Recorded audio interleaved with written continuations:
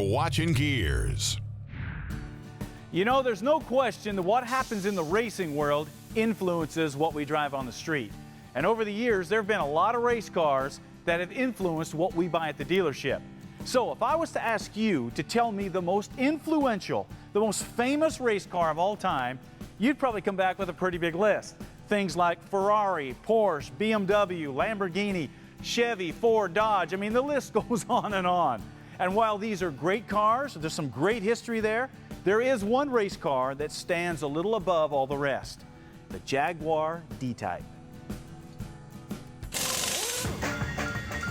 The year was 1955, and Jaguar was coming off a fair amount of success with their C-type race car. But the D-type was a complete departure from anything on the track and caused quite a commotion when they arrived at Le Mans. Designed by Malcolm Sayer, who came to Jaguar after building airplanes in World War II, the D-type revolutionized automotive design by using a monocoque tub or unibody, which eliminated the need for a heavy frame under the car and put all the strength into a lightweight aluminum tub. A front subframe bolted to the tub and carried the engine and front suspension, and the rear suspension bolted to the back of the tub, resulting in a super lightweight, very nimble chassis. The incredibly swoopy body caught everybody by surprise for a lot of reasons. It was the first to be designed with aerodynamics in mind to allow the car to slip through the air at incredible speeds. At least that's what the Jaguar guys kept saying. But the real reason it caught everyone's attention was that it was, well, it was strangely familiar, almost like the designers had something else in mind. And I'm not quite sure what it was, but it had a certain allure, all curvy and smooth, and you really didn't have to look too far to realize that this wasn't just about aerodynamics. This was a pinup girl sculpted in aluminum. If the body shape wasn't striking enough, a big dorsal fin was added behind the driver's headrest to keep the car stable at high speeds, and it worked. Because the D-type went on to win Le Mans 3 years in a row, 55, 56, and 57, and was capable of hitting speeds of 180 miles an hour. But the Jaguar D-type is not just in the record books for all the races it won. It's also in there for something completely different. In 1955, Mike Hawthorne was holding a narrow lead in his D-type at Le Mans when Juan Fangio lost control of his Mercedes-Benz 300 SLR and went into the crowded grandstands at over 120 miles an hour. The result was the death of over 80 people in what still remains to be the worst motorsports tragedy in history. Fortunately, that's the only dark spot on an incredible racing career. And the D-type went on to rack up an amazing string of wins that made it the most dominant race car not only of the 1950s, but pretty much any era, which means everybody wanted to have one. So Jaguar converted some of the leftover race cars into street cars, called them the XKSS, and they were quickly snapped up by racers and celebrities like Steve McQueen. The success of the XKSS prompted Jaguar to develop a true road-going sports car based on the D-type's sensuous shape. And in 1961, the XKE hit the market, prompting Enzo Ferrari himself to declare it the most beautiful sports car ever built. And the rest, as they say, is history. Without the D-type, there probably wouldn't be a Jaguar today, and there definitely wouldn't have been an E-type in the 60s. Now, considering that Jaguar only built a handful of these, and they're all worth like zillions of dollars, you're probably wondering how you can get your hands on one. That's what we're about to show you.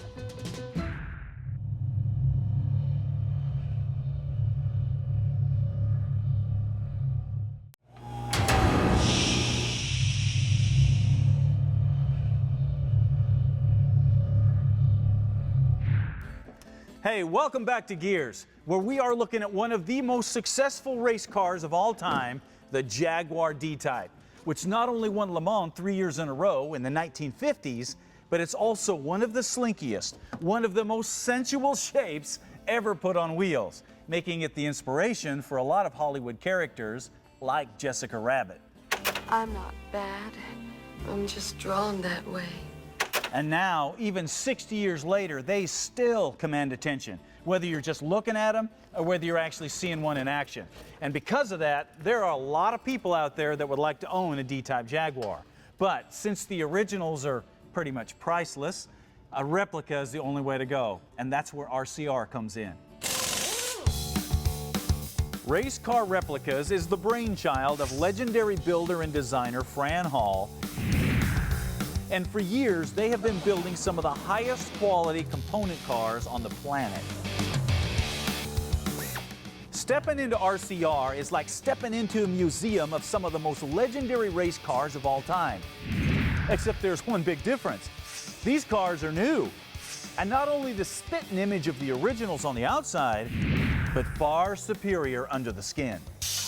Staffed with some of the most talented craftsmen in the nation, most cars are built to exacting standards far superior to the originals, with monocoques, subframes, and suspension components being hand fabricated or whittled out of aluminum to bring state-of-the-art manufacturing and technology to classic exotic automotive shapes, and even some cutting-edge original designs.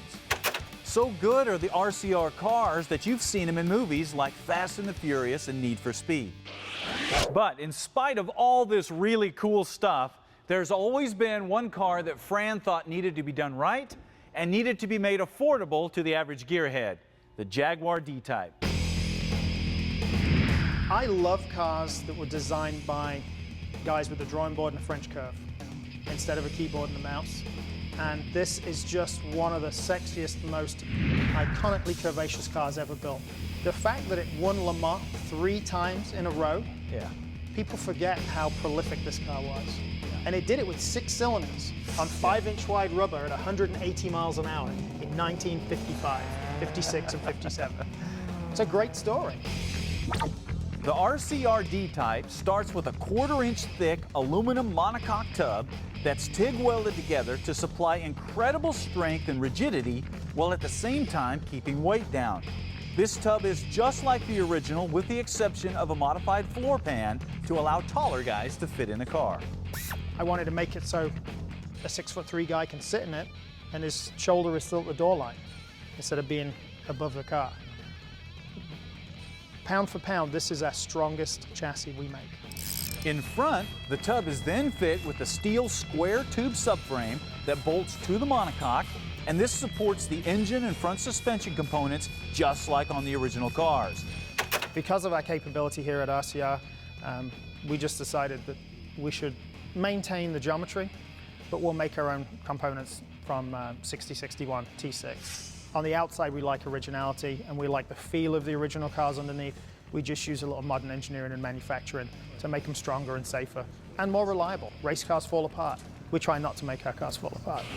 But instead of using expensive, hard-to-find Jaguar suspension parts, the upper and lower control arms, as well as the spindles, are all machined from aluminum by RCR in-house, so they look good, fit right, and help keep the cost down. It was a disc brake car. It was one of the very first disc brake cars, the C-type, and then the D-type were the first disc brake race cars. And I wanted a solid rear axle to stay true to form. In the back, the rear suspension mounts just like the original did, with the rear axle bolting directly to the rear tub. Except RCR uses a modern Link-style suspension and a GM rear end for modern control, handling, and serviceability. Now, if right-hand drive is really not your thing and you just gotta have a V8, well, a Jaguar D-type is probably not the car for you. Because as you can see, the driver's side footwell over here on the right is considerably larger than the one over there on the left side. That's to fit the pedals. Also, notice how narrow it is in here. This is designed for the Jaguar straight 6 engine that they made from like 52 to 87. So there's a lot of them out there. But to try to fit a V8 in here and to recut this and re-engineer it, as Fran would say, it's just a great way to muck everything up. This is a D-type Jag, not a Cobra. So it's a straight 6, and that's it.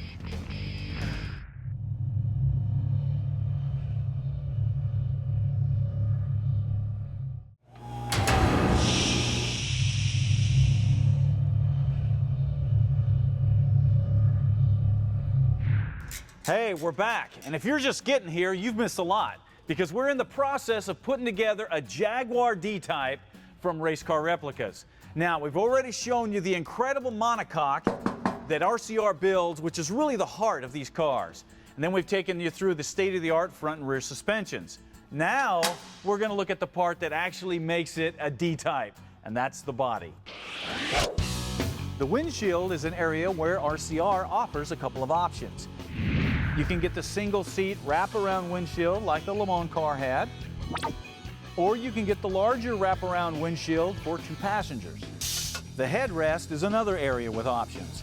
You can get the Le Mans style headrest with the big fin, the Sebring style headrest without the fin, or run without any headrest at all like the XKSS and do your own Steve McQueen thing. The body is a very thick, extremely strong, exact replica of the long-nosed Jaguar D-type that won Le Mans.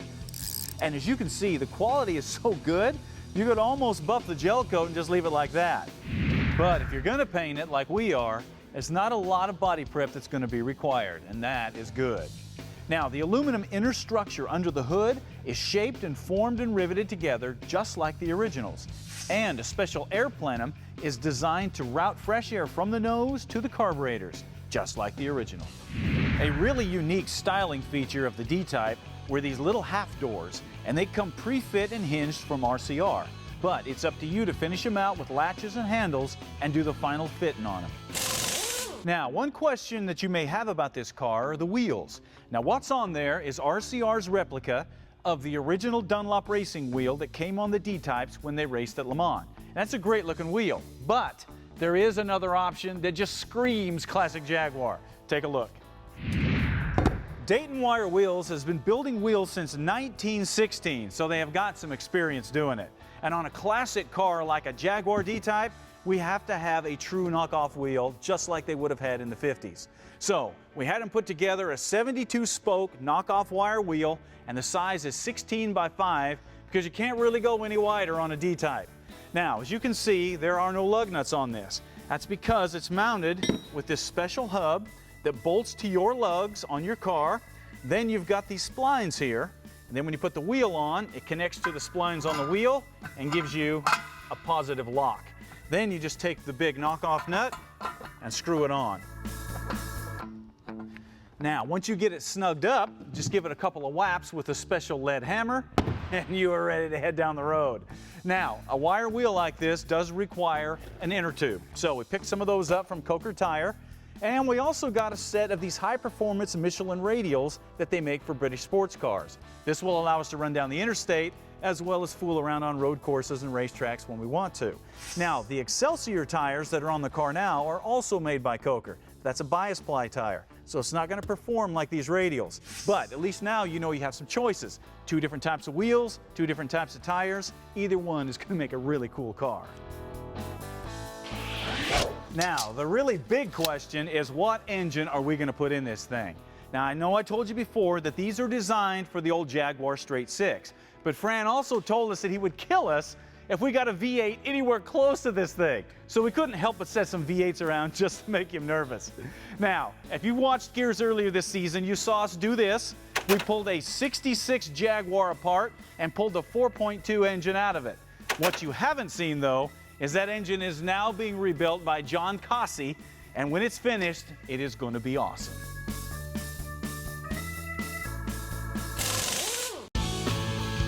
Now, Quick Tip, brought to you by E3 Spark Plugs, born to burn. When you're dealing with a knockoff style wheel with one big nut in the center, you're going to find that the hubs are marked left and right, and the left side has right-handed threads, and the right side has left-handed threads. Now, the reason for this is that it puts a natural tightening motion on that center nut while the tire is moving forward and keeps it from coming loose. That way, you don't lose a tire. Now, On a modern star pattern, that's not necessary, especially with the tapered lug nuts. However, that didn't stop a lot of manufacturers like the military and Pontiac and Mopar and a lot of others from putting right-handed lugs on one side of the vehicle and left on the other. So the tip is this: if you're messing with an old vehicle and you're having trouble getting the lug nuts loose, you may want to try the other direction because you probably have left-handed lug nuts. If you'd like to learn more tips to make your life easier in the shop, check out the tips page on the website.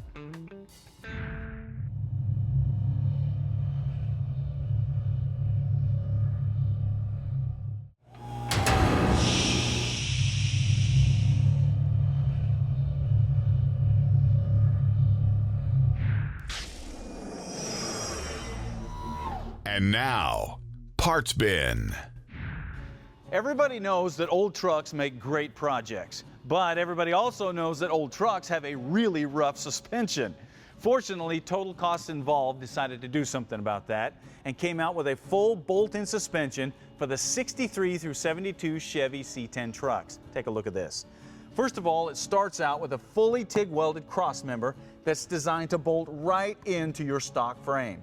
Now, as you can see, everything then just bolts to that. You've got motor mounts, you've got a power rack and pinion unit, you've got custom upper and lower control arms, you've got coilover shocks, you even have their disc brake setup. And it comes even with a sway bar. Now, I know you're thinking, gosh, this is great for the front, what about the rear? Well, TCI's got you covered there too. They've got a bolt-in torque arm system that allows you to put a modern torque arm system right to your stock rear end. It also allows you to upgrade to these big tubular trailing arms and adjustable coilover shocks. And of course, it comes with a panhard bar and a sway bar and all the brackets to bolt everything in.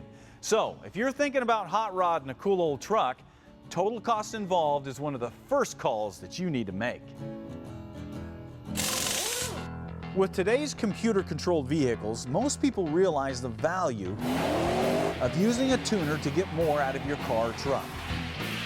Well, HP Tuners has taken this to a whole nother level with what they call their VCM suite. Now, this little unit will not only help you modify things like fuel and spark and RPMs and shift points, things like that, it will also allow you to completely reflash the whole system to your specific modifications, making it perfect for somebody that's a hardcore tuner, a hardcore engine builder, somebody that's just doing a lot of late model engine swaps. So if you want to get the ultimate performance out of a late model engine, or if you've stuck on a supercharger or a turbo just to kick things up a bit, you got to be able to tune it. And HP Tuners can help make that happen. If you're working on a project vehicle, one of the biggest enemies that you're going to face is excessive heat. Not just in the engine, but also in the floors, the interior, the top, the exhaust system, a lot of different places. Fortunately, there's a company called Heatshield Products that can help you solve some of these issues. For example, this stuff is called Stealth Shield, and it's just a thin pad that goes under the carpet or under a headliner, and it will absorb both heat and sound. If you want to protect wiring, they have various sleeves that you can slide wiring in, or they've got split sleeves that you can put around the wiring and seal that way. If you have excessive heat, like in the engine compartment, they've got this stuff called Sticky Shield that'll form and stick right to a panel and reflect heat from the aluminum. For exhaust, they've got various wraps that you can wrap right around the tubing and hold heat in. Now, if you're using a stock exhaust manifold or a shorty header, they have this stuff called header armor that you just form around it and then hold in place with stainless steel wire. So, for your project and all those inevitable heat and sound issues you're going to face, Heatshield Products is a name you need to know.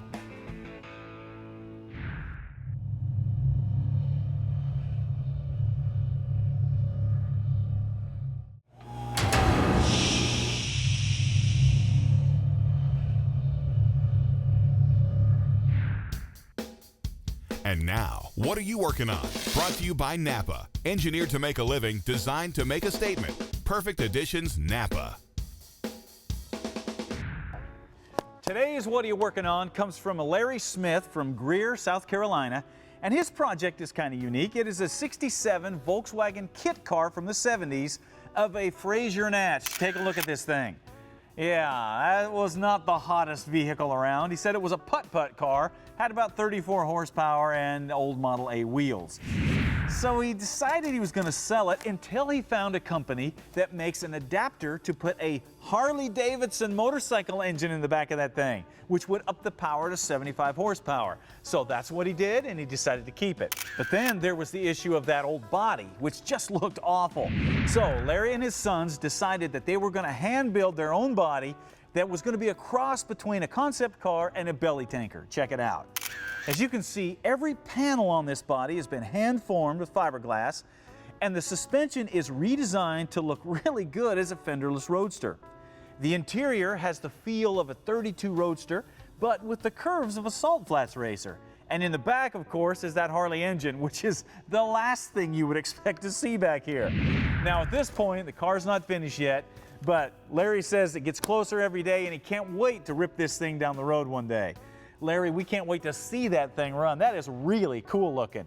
So, to recognize such a cool project, we hooked up with our buddies at NAPA Auto Parts, and we're going to give you a Perfect Editions toolbox for your shop or your truck. All you got to do is get on the phone with them, tell them what's going to work best for your application, and they'll ship it to you. Also, we're going to set you up with a project planning book so you can keep track of everything that you're going to do to that car.